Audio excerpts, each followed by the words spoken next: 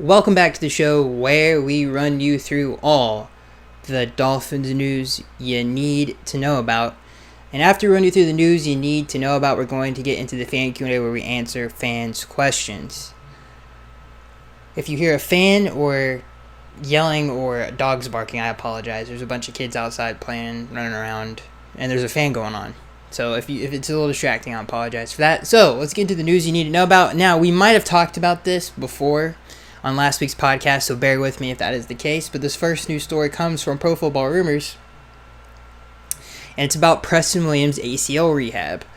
ACL rehab is going well for the Dolphins wide receiver Preston Williams, and he's on track to be ready for Week 1, according to a team source who spoke with Adam Beasley and Barry Jackson. The Dolphins plan to have Devontae Parker and Preston Williams as their top outside receivers, and on the inside, they'll likely turn to slot specialist Albert Wilson, who renegotiated his contract in May. So this is an interesting news story. This is an interesting news story for obvious reasons, and they threw in a little bonus there about the whole. It's likely that Albert Wilson will be the slot, which I don't know for sure. If I had to bet money right now who's going to be the slot receiver, I'm going to go with Allen Hurns. I think Allen Hurns will probably be the primary slot receiver if I had to bet money right now. But if Albert's healthy, like 100% healthy, he's clearly the number one slot receiver. I just think Allen Hurns is a really good route runner, great hands, great possession receiver. Didn't show any of that last year, obviously. Definitely not on a consistent basis. But usually he's a pretty reliable guy. This is a former Pro Bowl receiver. So I like Allen Hurns a lot. I just feel like hopefully 2 years removed from the broken leg, he can come back a little bit more healthy. But talking about Preston Williams, because this is what I wanted to talk about, and how his rehab is going well and how he's going to be ready for Week 1. One of the best undrafted rookie seasons I've watched. And I know maybe the stats don't show that necessarily, even though he was on pace for 1,000 yards, I believe. Just what an impact for an undrafted rookie to have. By far the best draft pick or draft acquisition from the last year's draft. He was having a better rookie season than anyone at that point. And he was just amazing. Great route runner. He had a little bit of inconsistent hands here and there, but that was really the only flaw with his game. Has the ability to stretch the field. Great 50-50 guy. Great possession receiver if you need that from him. Gives your quarterback a really nice area to throw the football because he's such a big physical receiver. He reminded me a lot of a Dez Bryant in a lot of different ways. Similar athleticism, similar game to Dez. Might not have the 50-50 that Dez had. Might not be as physical after the catch, but similar games. I think Preston's probably a better route runner at this point in his career. But it's hard. I was thinking Mike Thomas is a good comparison because Mike's a bigger receiver who's not the most athletic, not the greatest after the catch, but it's just such a good outside possession receiver. You can move him inside if you want to. And Preston Williams has a lot of those qualities. But something about him, the way he moves and stuff, just kind of reminds me of Dez just a little bit. It's very hard to compare Preston to someone else. Like I said, I don't think Preston is going to be as dominant as a 50-50 guy. But he does remind me a little bit of both of those two receivers, Mike Thomas and Dez Bryant. Not saying he's Mike Thomas or Dez Bryant. He just reminds me of those guys. And Dez was a little bit more athletic early on in his career than Preston because they did punt returns with him his rookie year and stuff like that. Even though we did the same thing with Preston, I think Preston's sneaky athletic, but he's more in the vein of a Dez Bryant and Mike Thomas in terms of his athleticism. He's not a Devontae Parker who's a 4-3 guy, but he's more in that vein with Dez and Mike. But still, such a promising talent. I'm so excited to see him in year 2. And literally would have been drafted, obviously had the off-the-field issues, but at Colorado State, he was a dominant player. He was dominant against good competition when he played against SEC teams. He had really good games. So, yeah, he's a great player. Cannot wait to see him play again. Was going really the best player on the team for a long time there. Devontae Parker really started going, I would say, right around the start of October, the end of September, I believe. Even though he had some moments, I feel like he was starting to really, oh my God. And especially when Fitz got back, I mean, he was one of the best receivers in the league at that point. So, I'm excited for this receiver core. This football team has one of the most underrated passing attacks in the NFL. No one is talking about it. not to mention they boosted the offensive line. I'm so excited to see these guys come back. It's two really valuable pieces, really three valuable pieces, hopefully are healthier. Like we talked about Preston coming off the injury. You talk about Allen Hurns and Albert Wilson, who are 2 years removed basically from, or a season and a half, give or take, removed from significant injuries. I mean, Albert had a hip and Allen had the broken leg, which was a nasty, nasty injury. So hopefully they come back better, because both of those guys are super talented guys. So in their own ways. And I'm really excited to see this mesh and come together, and especially if they have a running game and if the pass pro can come together like it did towards the end of the year. I think it got a little bit better, especially when we were basically in the shotgun. A lot of our shotgun stuff was good, but our play action pass protection was terrible. So hopefully all that's improved. That's going to lead to more production from all of those guys, and really just, a passing game that was already really good. Hopefully the sky is the limit for this team, and hopefully, again, we get more balance here, because if we do, I feel like this offense could really take off in the right direction. But it all comes down to the offensive line. It really does. I know that we just acquired Jordan Howard and Matt Breida, but none of that's going to really go if the offensive line is as bad as it's been over the last 3 years. So we just need this new talent to really show this year, and hopefully it all comes together on the offensive line. So I'm really excited about it, and I'm excited to see where it goes. So let's go to the next news story. Let's see here. What is this next news story? Josh Rosen. This next news story comes from Pro Football Rumors. The Dolphins are receiving calls about quarterback Josh Rosen's availability. And this comes from Pro Football Rumors. The Dolphins' quarterback depth chart is plenty crowded, and other teams have apparently caught on. NFL Network's Mike Giardi reports that Miami has received calls regarding quarterback Josh Rosen's availability. The front office is reportedly in, quote, no hurry to make a trade, and Williams' opinion is that the organization hasn't received an offer to their liking. Okay, so they haven't received an offer for their liking. Obviously, Rosen was the top 10 pick. We know the whole spiel there. So what do I think about this? I know most of you have already heard about the whole Josh Rosen thing. I've heard some different things on like ESPN and stuff like that. That the Dolphins should pull a Ron Wolf thing where they make him look really good in preseason, and they trade him. The funny thing is when they made that comparison to the Ron Wolf thing and they listed all the quarterbacks they did, most of those quarterbacks were really good backup quarterbacks. So, and if you don't want to play Tua at all, I just don't understand why you would get rid of Josh. But there is no way, if you're the Dolphins, you don't let him hit training camp. If you do not let him hit training camp, that is a huge mistake. You cannot not. He at least has to hit training camp, because you need to know what you have. The man hasn't had a good offensive line in his entire career in the NFL. He is a pocket passer. He cannot make especially as a rookie, a young player like he is. You can't make a bad offensive line look good. If you look at especially in the 80s and 90s, in the early 2000s, if you look at all the quarterbacks that were great, they're all pocket passers for the most part. There's your Brett Favre's in there. There's a couple of guys in there, Steve Young, that are a little bit more mobile. But one thing they all have in common, especially if they were picked high in the draft, like a Troy Aikman, they all had pretty bad starts to their career in terms of, especially statistically, because you can't be successful with a young rookie quarterback who's a pocket passer behind a bad offensive line. It just has never worked in the history of the NFL, and he's never really gotten the reps he's needed. He's never really gotten the attention. He's never really gotten the first-round quarterback attention and care that usually those players get.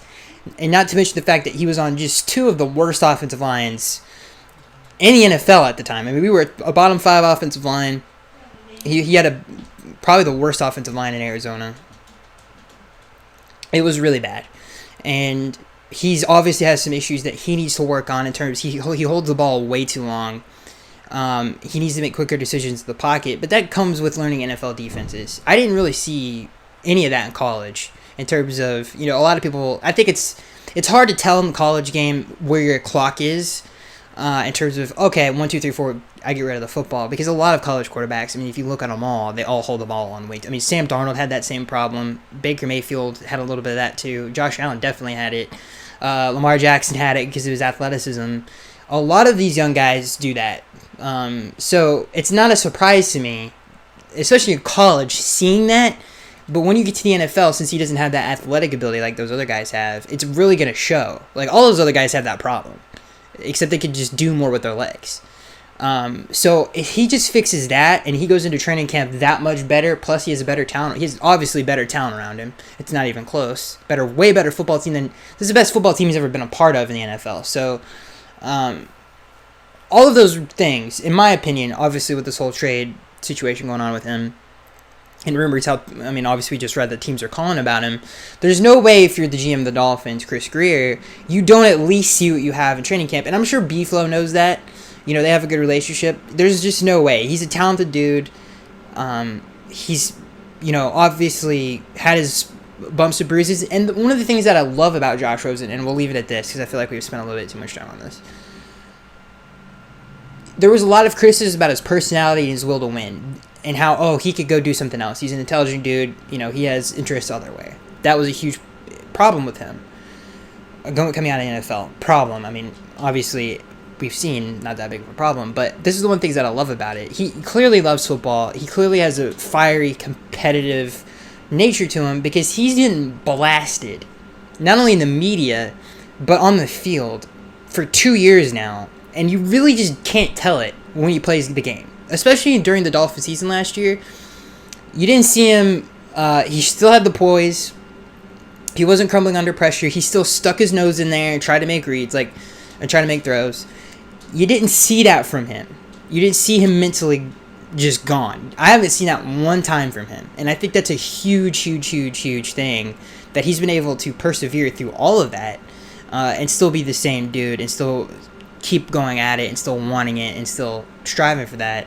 I think that kills all of those things about Josh Rosen. If you saw someone like Jay Cutler go through half the stuff that he has, the dude would be a mental pretzel right now.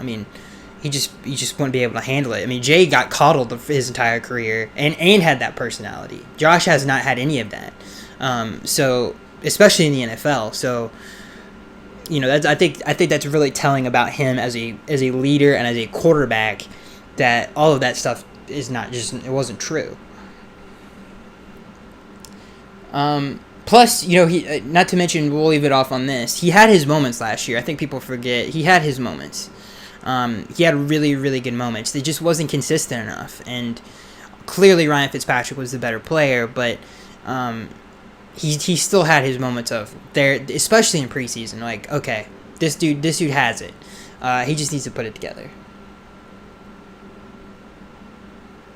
That might be the last news story. Oh, no, we have two more here. Two more important ones, by the way. So this next news story, this next news story also comes from Pro Football Rumors, and it's concerning the Chad O'Shea thing. And I know you guys want to hear me talk about this because I was hugely, and this is before we knew everything that we knew. There were rumblings, but who knew I didn't know if they were true at the time. But it made me upset. We did good for what we had, and I was like, why would they? He led the team, or he called plays for a team that finished top 10 in passing with that type of talent. Why would you? I think everybody was like, why would they? They went 5-4 at the end of the year. Why would they fire him? And I was like, there's why would they do this? It's a bad move. He's a first-year coordinator. He showed a lot of success. And I think we have a little bit of insight. Well, not just insight. This is why the Dolphins fired him. And it definitely, I think, changed my opinion on it for sure.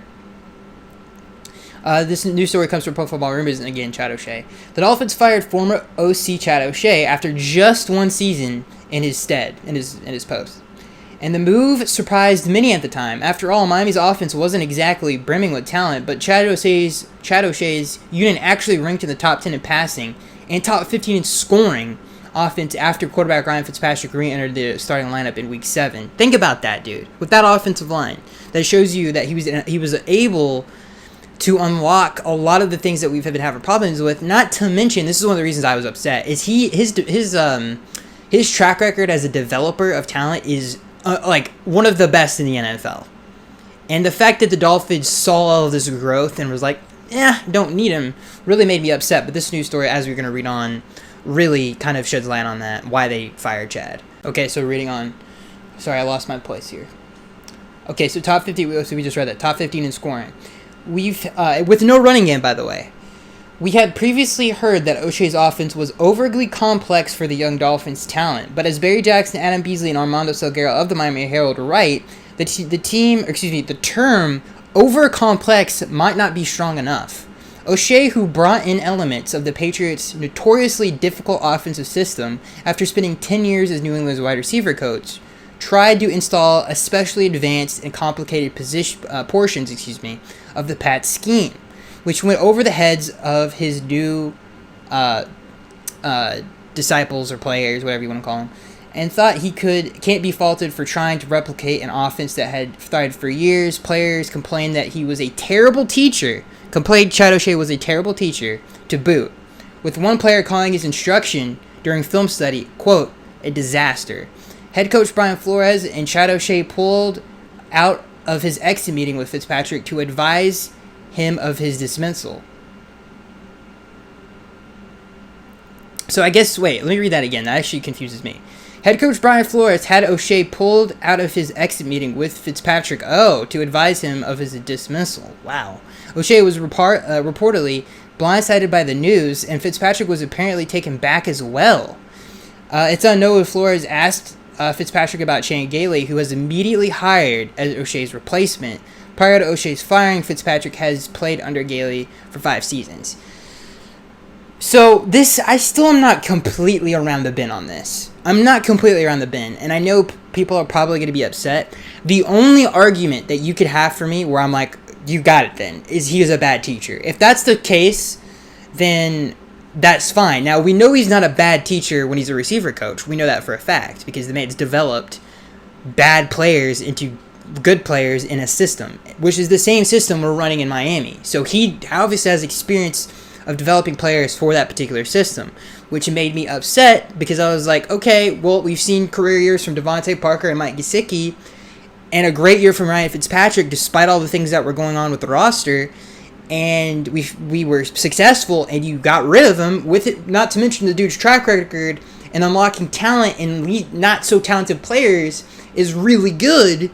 You're gonna get rid of that dude, and that's what really made no sense to me. The only thing you could, and if it's true, it's true. Then you have to get. If he can't coach people, then he can't coach people. But at the same time, man, if he couldn't do it, then why was the results the way they were? Like, I understand that the report is this. See, now I'm all over the place now on this. I really don't think I have an opinion on it. Because if he was such a bad teacher, then why were we so successful in the passing game? And the fact that even the nugget in this report, where it says even Fitzpatrick was taken back by it, is super confusing. I remember at the time when Brian was trying to explain it, he was like, well, we had an opportunity to hire a veteran coach who has had a lot of success in this league. You know, when we played against him in New England, it was always kind of tough. And that was really the explanation at the time. Now that we get kind of a little bit of an inside, look at it, if the players, and it makes me think, because this is such a young football team, who in the God's name on this team, if it wasn't Fitzpatrick, went to Brian Flores and said, this guy can't teach football? Because if you look at the roster, who is qualified to say that on this team? Because if you said, if this was Eric Rowe going to Brian and being like, listen, dude, Patrick he doesn't know what he's doing. Then it's like, okay, Eric Rowe has seen it in New England. He understands what it takes to win. Who on the offense is that way?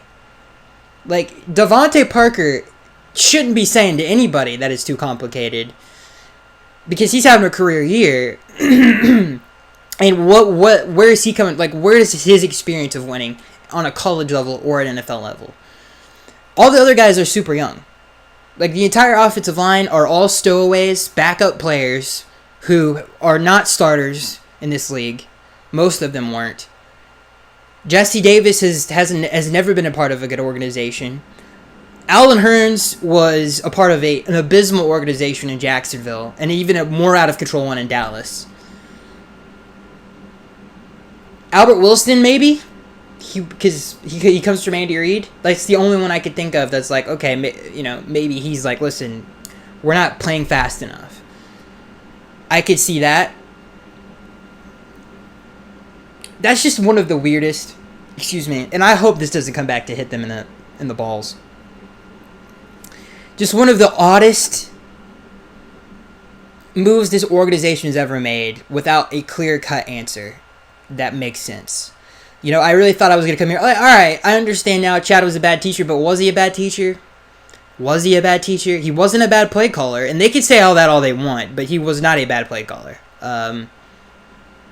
Especially for a first-year head coach who was able to get... I mean, okay, if it wasn't... And I know Ryan Fitzpatrick played a huge role in that locker room, but he wasn't in installs every week.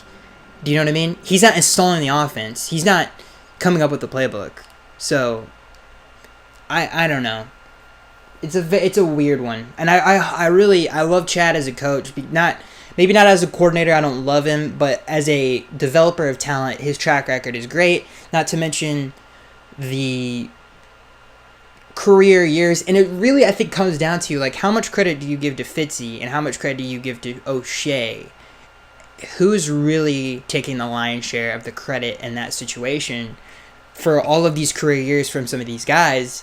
And it's like, I don't really know how to tell you, because I'm not in that locker room. I know that Fitz was a great player to have in that locker room and really kept the guys together in a rough time and really turned the ship around, helped turn that ship around, but he was not running the offense.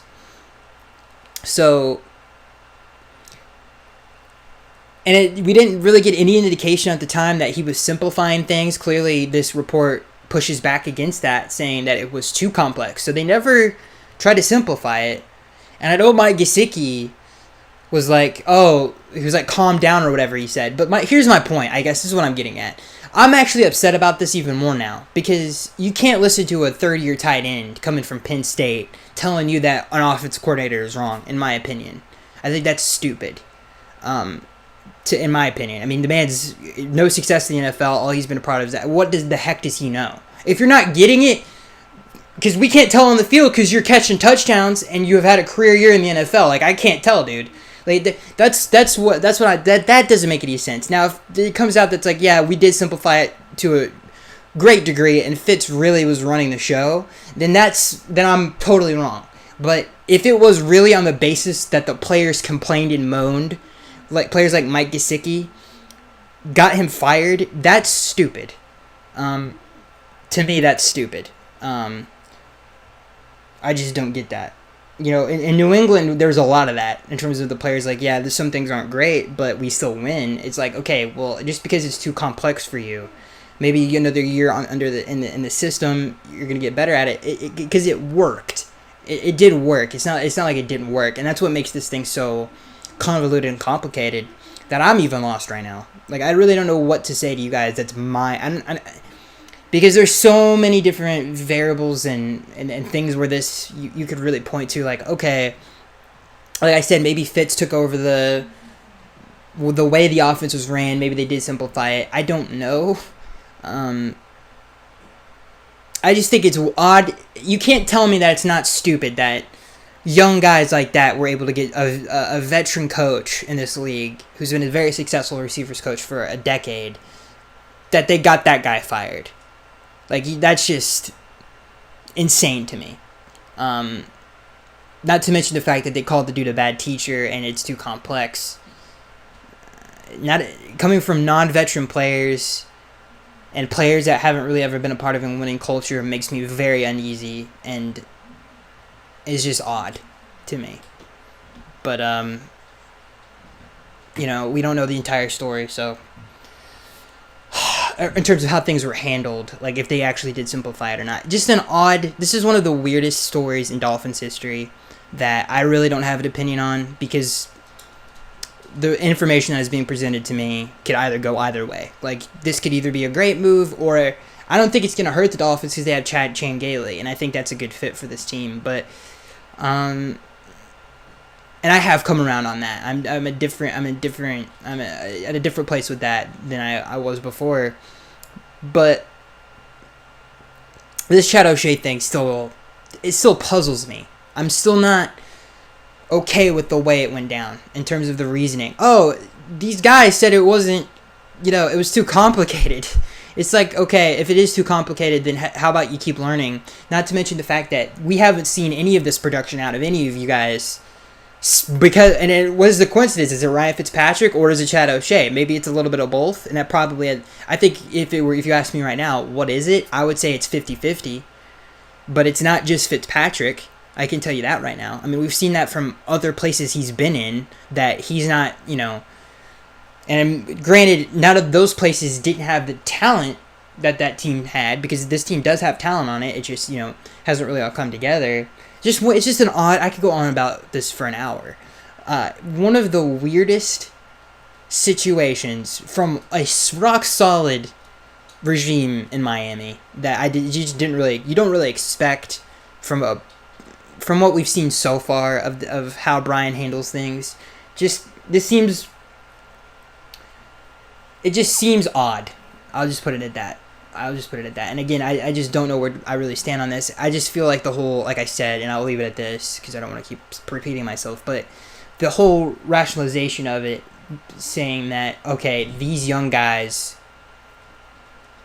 and a lot of them are players that wouldn't have been on other teams, got that guy fired is crazy. So, I don't know. I just think that's stupid. I mean, even John Harbaugh, the Baltimore Ravens one, not Jim. I get those two mixed up all the time. He was not liked in that locker room when he got to Baltimore, but we've seen where that went. Like, you don't always have to be liked to be... And I know... Bill Parcells, Bill Belichick. I mean, those are successful... Not everybody's Don Shula. And it's not always like, okay, we love this guy, and he's a great coach. Not everybody's Andy Reid. You know what I mean? Like, it doesn't have to be that way. So, again, I don't know. Just the whole situation makes me a little nervous. But I don't think... If this was any other... Let's say this. Say they got rid of Chad O'Shea and they hired some dude... That would make me even more nervous. But the fact that they got a veteran dude who's had a lot of success, then I'm cool. I'm good with it. I'm fine with it. This dude's been in NFL locker rooms for years and has had success in other places. So that makes me not concerned at all where this offense is going. But the whole the thing that makes me just weirded out, like, I guess uneasy, I shouldn't say concerned, is just how and the reasons for him being fired. That's the only thing that just is like, that just doesn't make any sense to me. But again, I could spend a whole hour on that. We'll move on. This last news story. I think this is the last news story. I'm pretty sure I covered everything. Is the Jamal Adams situation, and I think this is a little bit. Let's take a breath here and be a little bit more positive. This whole thing is weird, to say the least, because. So this whole thing's been going on for, it seems like, a year, and it does. I hope there's an end in sight for it, because I want him traded, whether he's on the one. Listen, let's put it this way: if the Jamal Adams is out of the AFC East, it's better for everybody. I mean, the Jets would lose by far their best player. They're not a good team now on defense, in my opinion. They'd be even worse. Their secondary is below average. Their defensive line has a young talent there that we don't know about yet, but is still very unproven and not a lot of spice there. The linebacker core is what it is. And if they lost Jamal Adams, I mean, good Lord.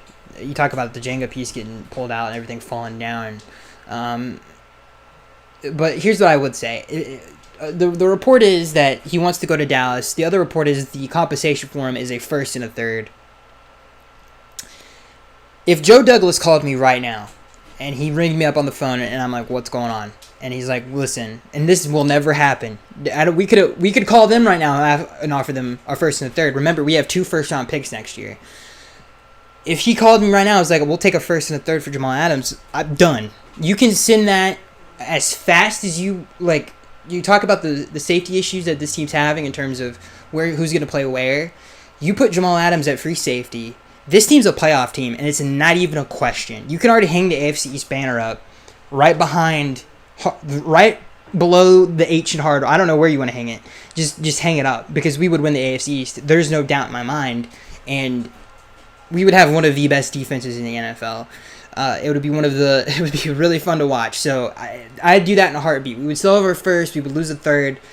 but at the same time, we're getting one of the best players in the NFL. So they would never trade him to Miami for obvious reasons. Obviously, division rival, the AFC East was wide open. But if they want a first and a third, then you hit up Miami, and I there's no way that would be such a Pat Riley move, in my opinion. Because especially since they have extra ammo to work with, like just make that move, and you're an instant contender. Especially on if the defense has to carry this team, then it would. That's for sure. If the offense isn't on that defensive level, even though I think the offense is going to be really good. I don't know that because I don't know what the offensive line is going to look like. That's kind of a wait and see thing. But the defense, I would know, like, this defense is going to be... The only thing that would really get in their way is having not played with each other. But other than that, it would be super talented, one of the best secondary of the NFL, and it would be amazing to watch. And if I was the Dolphins, and I just wanted to bring this up because of this, if I was the Dolphins, I would get on the horn right now and just say, listen, we'll take the first, take the third, and we're going to be rolling, because that to me, that's a steal. All right, let's get into the fan Q&A where we answer fans' questions. This first question comes from Beef.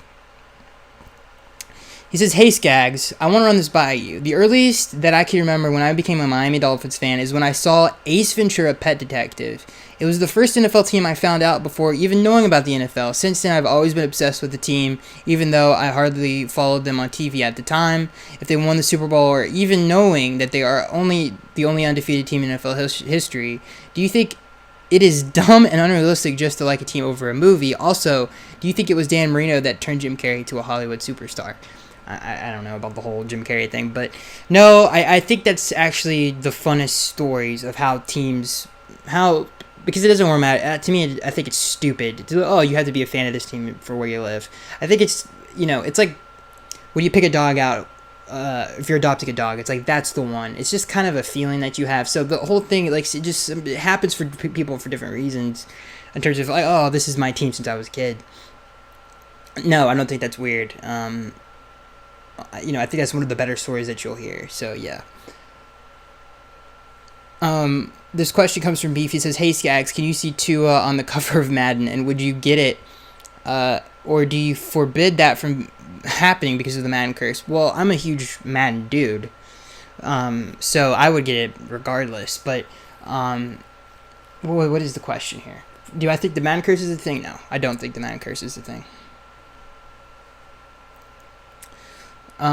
This next question comes from Beef. He says, "Hey Skaggs, do you think if I could read that, why am I reading that so fast?" This question comes from Beef. He says, "Hey Skaggs, do you think Ricky Williams was the best running back the Dolphins had since Larry Zonka?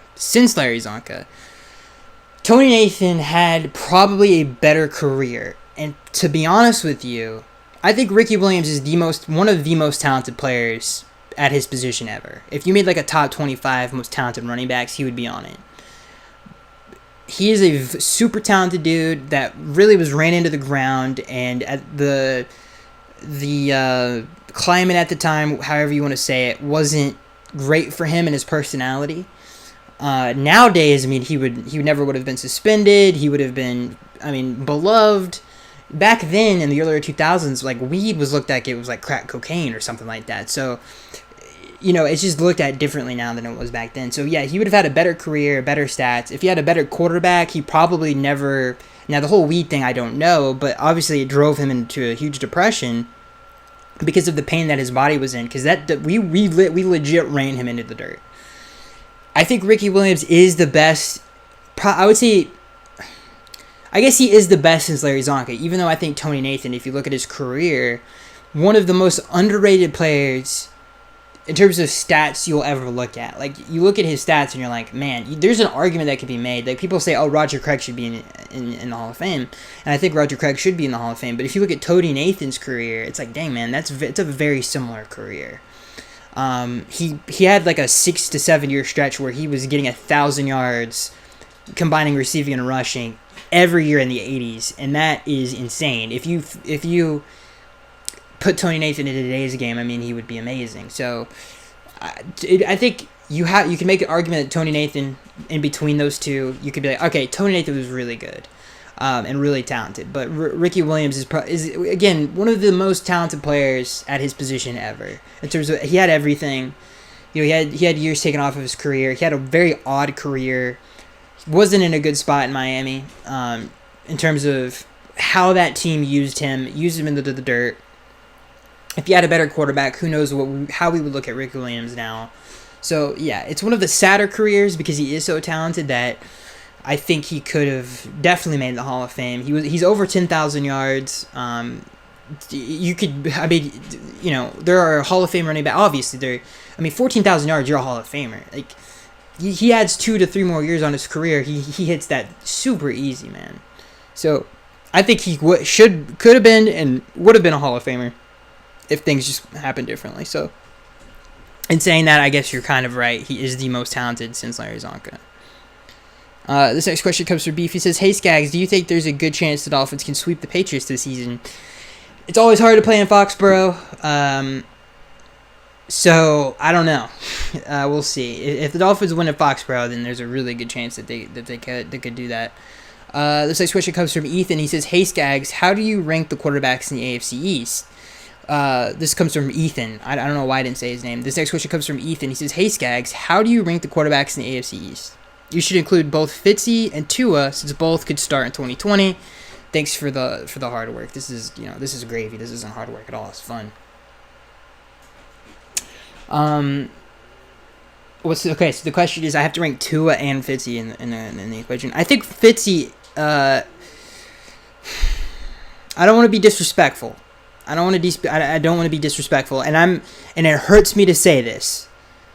Even though I think Ryan is a better quarterback, I'm not joking, and this is not biased. I'm just saying this out of respect to Josh Allen.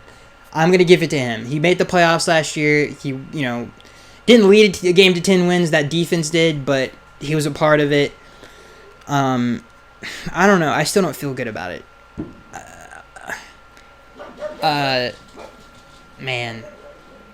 I'm going to have to go with Fitzy. I was going to give it to Josh because I just think Fitz is a better quarterback than Josh. Is he a better player than Josh? No. I think based off of last year, no, I don't know, man. That's a tough one. That's a tough one, dude. I'm gonna go with Ryan Fitzpatrick, and I think Josh is gonna be too. I just think Ryan is a better quarterback. He can read defenses better. He's a better thrower of the football. He's just a better quarterback than Josh. Josh is a great athlete who plays quarterback, and I think had the worst completion percentage out of anybody last year. He's just not a very and people bring, oh, he didn't have any talent. He had John Brown who went over 1,000 yards. He repeatedly missed people wide open. I saw it with my own eyes because when the Bills played us, he's missed a lot of deep balls when he's played us. So I don't know. I think if I was a defensive coordinator, I'd be like, just play tight, just play man-to-man coverage and spy Josh and be disciplined in rush lanes. And I just feel like you're going to win that game 9 times out of 10 if you have the talent to do it. And if you can not turn the ball over against that defense. Because that Buffalo team's a good team.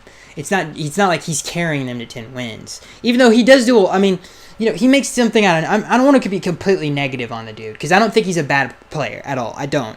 Even though I'm a Dolphins fan, I just feel like he's a little overrated, in my opinion, in terms of some of the things that, I saw today on an article, he's top 4 in MVP. No, he's not. He is not top 4 MVP odds. There's just he is not on that level at all. I just don't. That part, I'm like, no, I push back on that. He's a good guy. He's a good player. But no, he is not one of the 5 best players in the NFL. That's not even a debate. To have the dude in top 5 in MVP odds, if you win the MVP, you're the best player in the league. I think the NFL gets that right more times than they don't. So, more than any other league, in my opinion. So, I just don't think he's that. So, I don't know. If you want to put Josh number 1, I would be okay with that. If you want to put Fitzy number 1, I'm okay with that. I don't really care, so I'm just going to move on from that. I would say 3 to... I would say... I don't want to rank Tua in this, so I'm not going to rank Tua in this, because that doesn't make any sense. Because I don't think Tua is going to start. But, I would say 3 is... not Stidham. Darnold is 3, even though I think he's, again, another... player that for some reason people think he's God, but we've seen it over and over again with him. He's super inconsistent. But anyway, I would say he's 3, and then 4, I would say is Stidham. You can't put Stidham over players that have started and at times played well in the NFL. Like he hasn't even played, so he's dead last. So yeah. To answer your question, Ethan, that was a long answer to your question, but if you want to put Josh number 1 or Ryan for number 1, I think you can make arguments for both, and I'm fine with either way. I'm okay with that. So yeah, there you go. This next question comes from Flaming Finn. He says, "Gags, what's up, bro? What are your again? This comes from Flaming Finn. He says, what are your thoughts on Jamal Adams seeking a trade with 2 years left on a rookie deal and Jets asking for a first and a third? You think we should make an offer? Yes, get on the phone right now, dude. Do you want to be AFC East champions? Call the Jets. Give them their first round pick. Give them the Texans' first round pick, even though that pick might be kind of valuable because the Texans aren't looking too hot right now. But, man, I guess you would give them the Texans' pick because that team is one injury away from that team winning 1 game. I'm not even joking.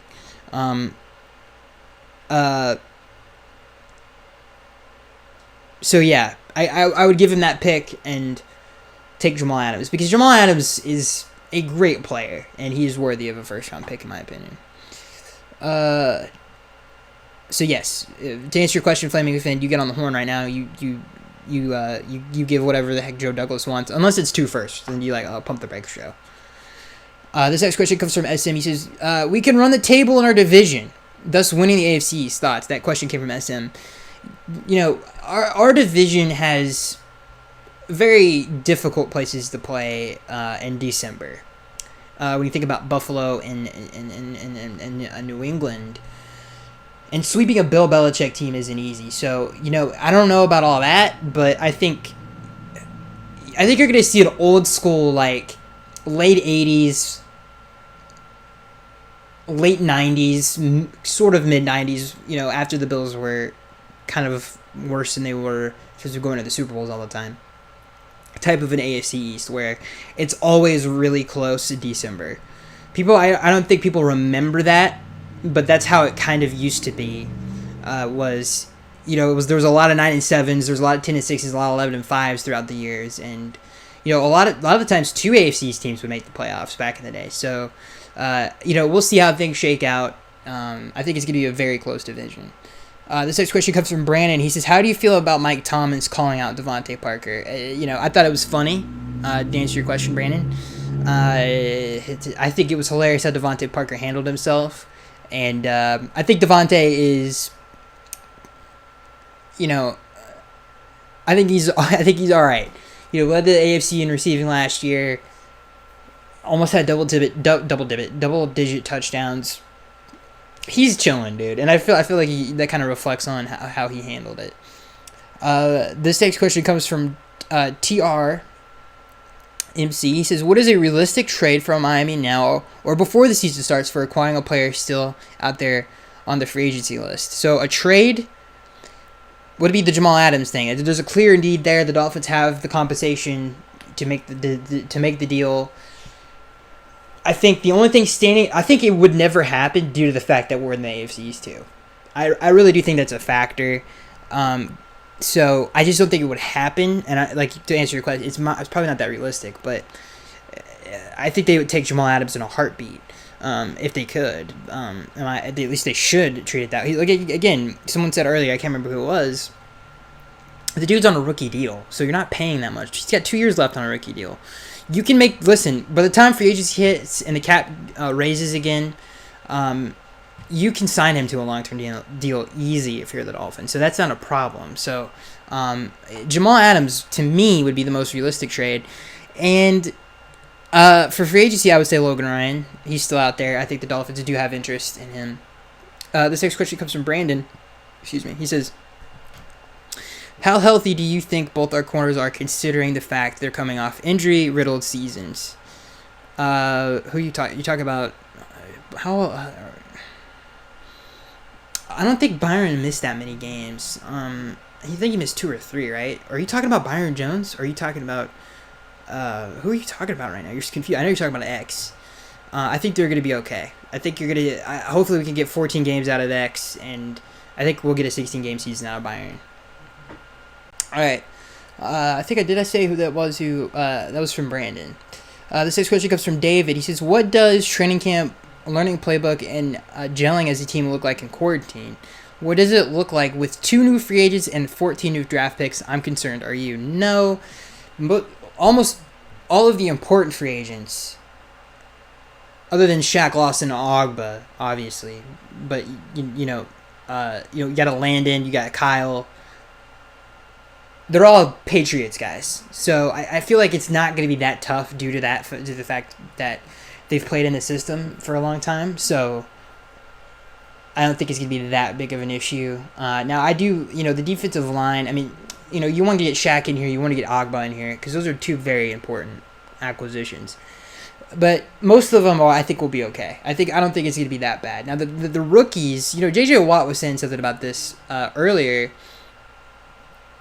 To answer your question, David, he said that it's like a lockout season, and if you look at now, who knows if the 2011, one of the all-time great drafts, that the talent level of that draft is insane. So I don't think it's going to be, even though I thought this draft was really deep and good. I think it's like a lockout season. And it can hurt, depending on how good of a rookie you are. It could hurt you. So I guess your concerns are warranted for the rookies, I would say.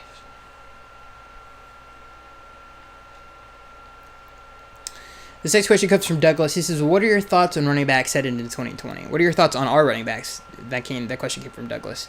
Heading into 2020, feel great. Lightning and Thunder. I think Matt Breida is really good at the pass game. Super underrated in that area. Jordan Howard is a closer, is someone you need in bad conditions in Buffalo and New England and in New York.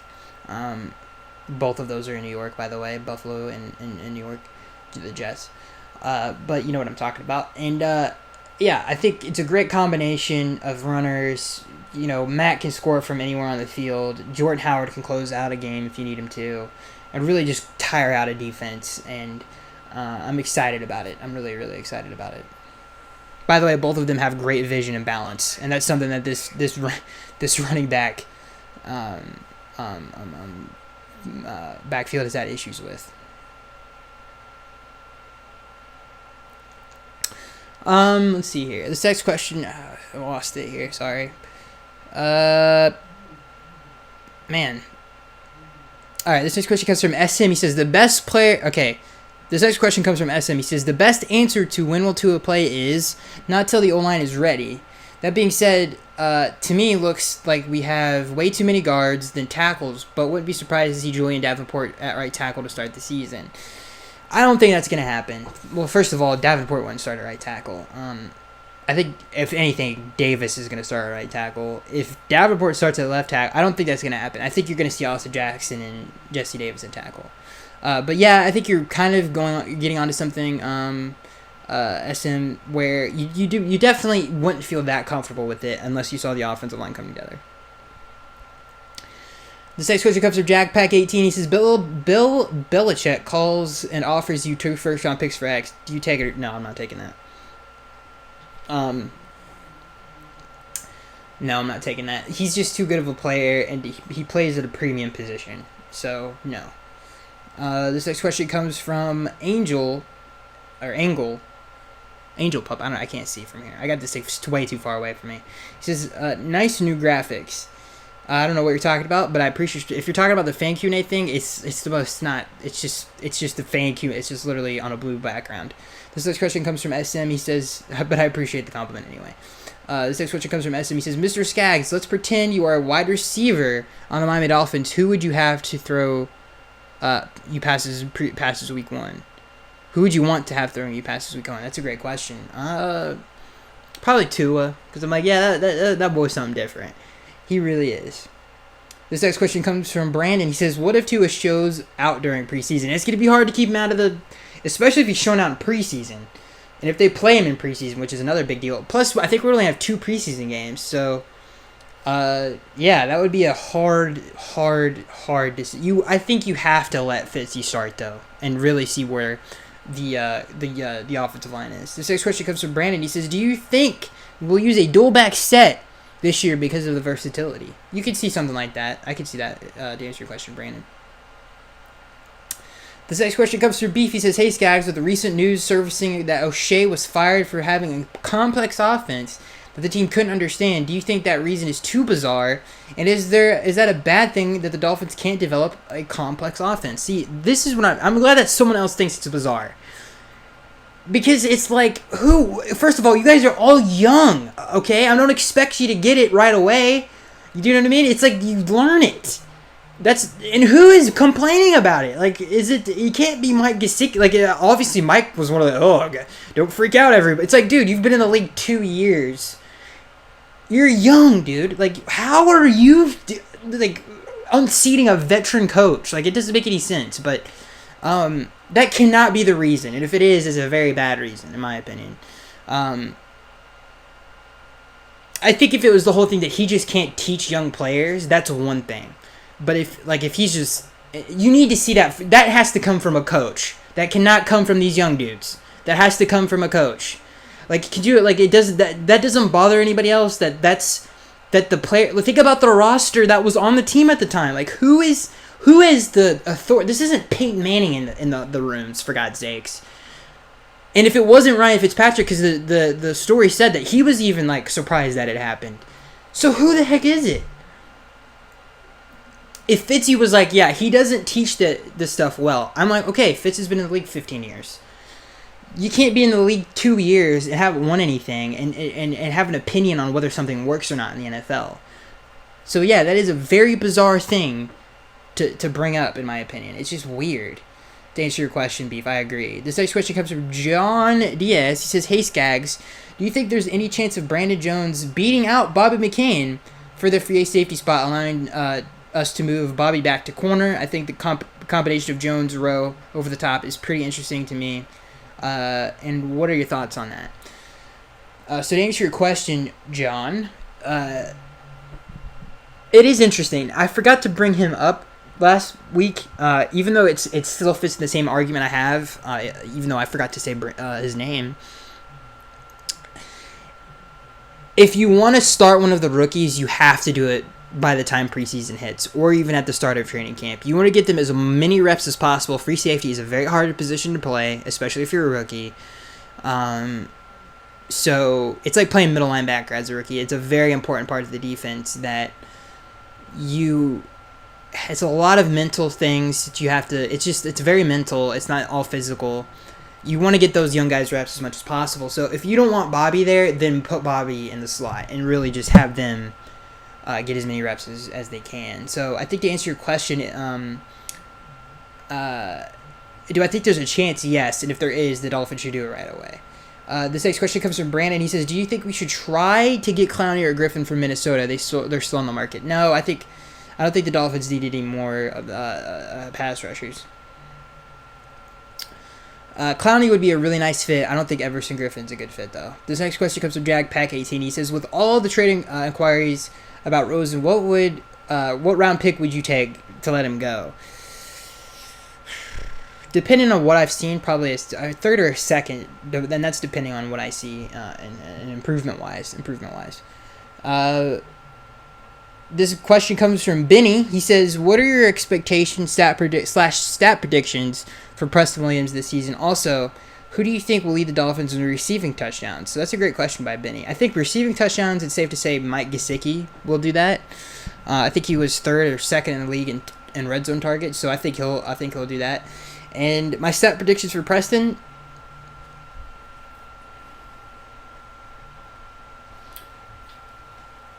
that's a tough one. I would say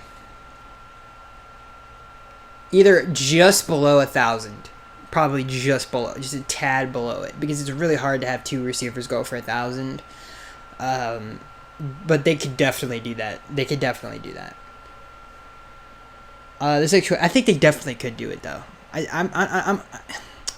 If the offensive line is good, they're both going over 1,000, or not over 1,000, or they'll just both hit 1,000. But I think that's a very possible thing. This next question comes from Richard. To answer your question, Biddy, by the way. This next question comes from Richard. He says, I think Emmanuel Ogbah will be surprised on this defensive line this season and lead the Dolphins in sacks. He has size and speed, can be our Cameron Wake. He's even bigger than Cameron Wake was. I think he's a better run defender because he fits more of a 3. He can do 3-4 or 4-3 up front due to his size and strength and stuff of that nature. But so to answer your question, Richard, yes, he had a great year before he got hurt in Kansas City, and he's always been a good player, even when he's in Cleveland. So I'm excited for that as well. So that is it, guys, for this week's podcast. Making sure that maybe we can answer a few more questions. This next question this is a quick one. This question comes from Beef. He says, are there any teams that you hate outside the AFC East and why? I would say the Ravens. I don't like the Ravens. Never really have. And I just don't like the Ravens. And that's for obvious reasons. If you're a Dolphins fan, I don't have to explain those. This next question comes from Brandon. He says, do you ever go to the opening training camp over the summer? Nope. This next question comes from Beef. Well, that's it. Okay. Anyway, this next question comes from Beef. He says, hey, Skaggs. I don't know why I answered it that way. It's weird. Nope. This next question comes from Beef. He says, hey, Skaggs. This might be a loaded question. Okay. We don't have time for loaded questions, Beef, but I'm sure it was a great one. Yeah, I think we'll end it there. Not to skip your question, Beef, but I think it's just... I think we got to wrap it up here. Yeah. All right, so... yeah, it was a great episode. I enjoyed it. Hopefully you guys enjoyed it. I always enjoy doing these. Great. It's a great. I just have a lot of fun doing them. And I am Skax83. Hopefully you guys had fun too. And I'll see you guys in the next one.